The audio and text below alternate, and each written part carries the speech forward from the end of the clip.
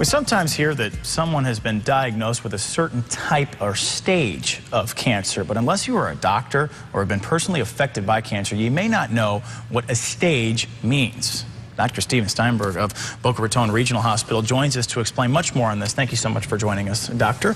What does a stage of cancer mean? Well, a stage, Mike, is a way of looking at a tumor, a cancer, with the idea of identifying characteristics that allow us to make predictions about what's likely to happen and also to make decisions about what the appropriate treatment is for that tumor.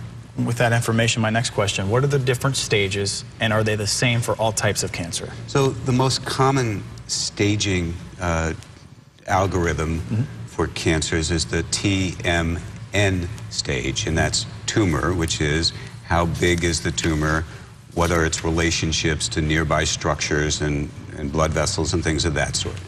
The next part of it is N nodes, lymph nodes, which are the glands that are near these tumors and sometimes will have cancer within them. And so the next question is asked is, are they involved? And then lastly, there's the M, which is metastases. And as many people know, that is, has the tumor gotten to distant areas, such as perhaps the liver or the lung? And by understanding those characteristics, we can make predictions.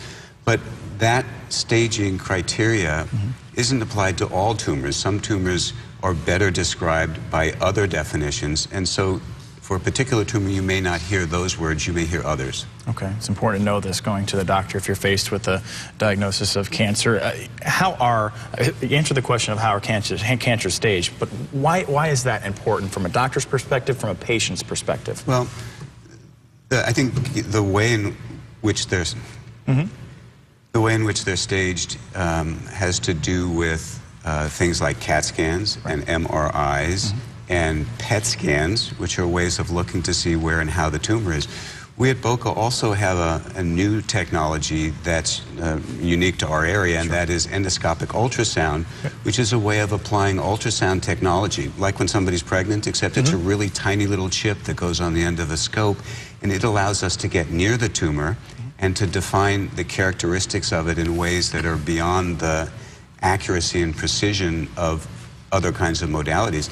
And so in this day and age, pretty much everybody with a lung cancer or a cancer of the esophagus or a stomach or a pancreas ought to have an endoscopic ultrasound staging procedure as a way of most accurately staging the degree of their tumor.